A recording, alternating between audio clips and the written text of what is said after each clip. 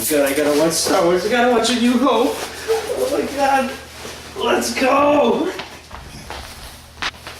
Star Wars, Star Wars. I'm gonna watch it.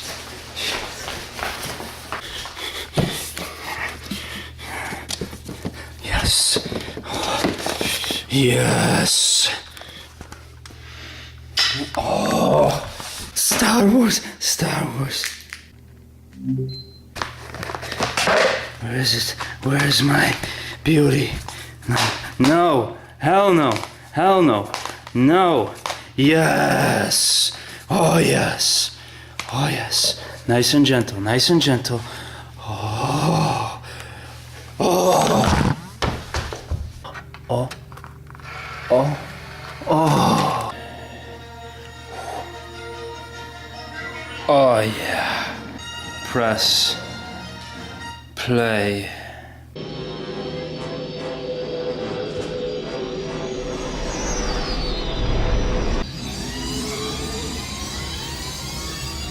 We're passing through the magnetic field. Hold tight. Put your deflectors on double front. Look at the size of that thing. Cut the shot already. Yes! Yes! Ah! Are you all right? I got a little cook, but I'm okay. Put that baby on.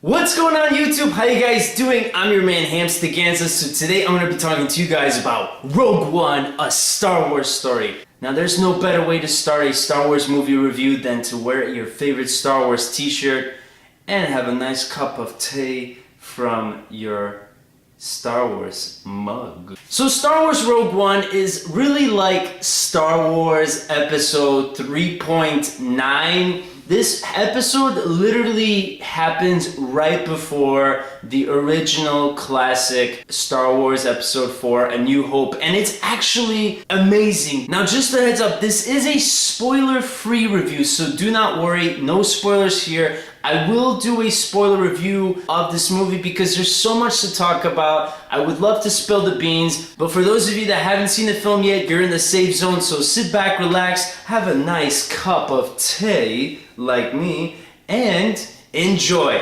So Rogue One is about a group of these rebels that go out on this very deadly mission to basically steal the Death Star plans. Now, first off, I gotta talk about the performances. Felicity Jones, who plays as Jyn Erso, I gotta say, she does a really excellent job. I really liked her performance. I thought she was really great in this film, perfect casting choice. Diego Luna plays as Cassian Andor. I gotta say, his role was pretty good. I wasn't too crazy about his role, but I think he did a good job. I gotta say, the characters weren't really that strong in this film. The really only two characters that stood out to me was, first of all, K2SO, who is a Imperial droid, but he was reprogrammed to basically help out the rebels, so he was really a cool character. And with the fact that he was voice acted and actually acted in movement by Alan Tudyk is just a spectacular job. This character just has all the funny lines. He's really a likable character.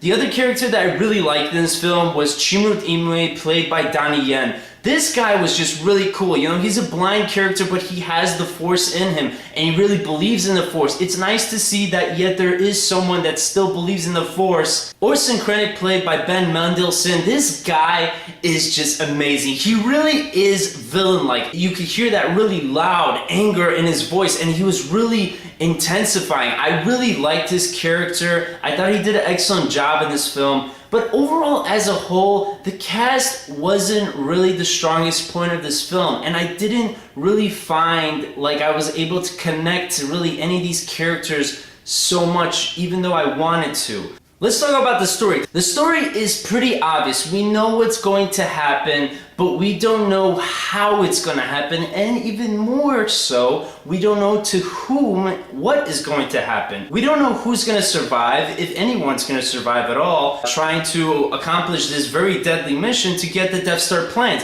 which is really exciting because when I went into this film, I had no idea how they're gonna approach this scenario. How are they gonna get behind enemy lines and literally get those plans? That is something that truly was the question that I've been asking myself, and I think really all fans of Star Wars were asking themselves, and it was so well constructed. The story is written perfectly, it works so well, and truly it's the kind of prequel that makes you want to immediately put on Star Wars Episode 4, A New Hope, because it smoothly transitions right into Episode 4, and I think it was a really excellent job they did that. The film really was great, and it reminded me of like a bit of Empire Strikes Back and even Episode 3, Revenge of the Sith. It just had this like really dark, gritty tone to it, and I feel like it was because of these like different kinds of new stormtroopers they had. Like they had the Death Stormtroopers, which really they look super cool. The first act was really introducing the characters. It was bouncing around from planet to planet. I was glad that they told me which planet is which. The second act started to build up really more of this film. Really the first two acts were all about the build up. The third act literally is the best part of this movie. It seriously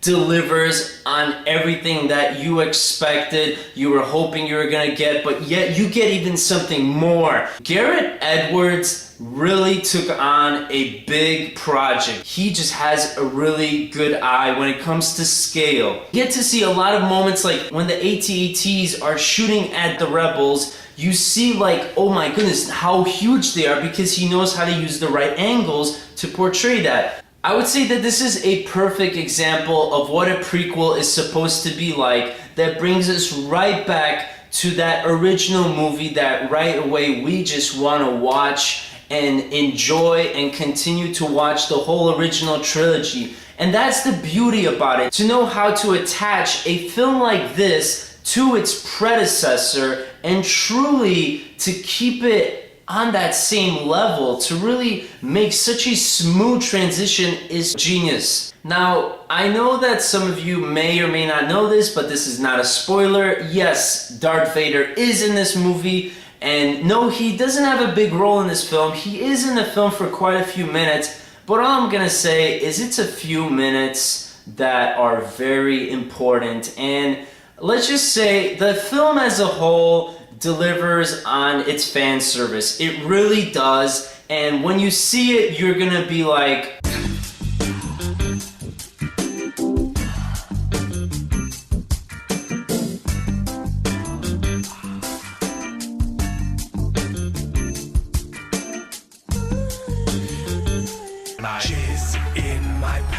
overall, I gotta say, this film was just epic. It was so great. I love this movie. I love the direction. I love the story and how it was portrayed. I gotta say, the characters did a great job as well, but they weren't really those kinds of characters that I really cared so much for or I was really attached to, besides really just two of them, as I mentioned. But as a whole, this film does deliver on fan service, and it truly reminds us of what exactly Star Wars is all about. So with that being the case, I gotta give this film 4.5 carats out of 5. Guys, let me know in the comment section below what you thought about this film. Keep it spoiler free though, please, for those, let's be courteous to those that haven't seen the film yet. And really thank you for just your continuing support. You guys are so amazing. Make sure to give this video a thumbs up. And if you haven't subscribed, well, there's no better time than now, because videos like this come out every week. Guys, thank you so much. Make sure to have fun in your life. Be happy, be optimistic. And as always, don't forget, stay sexy and may the Force be with you.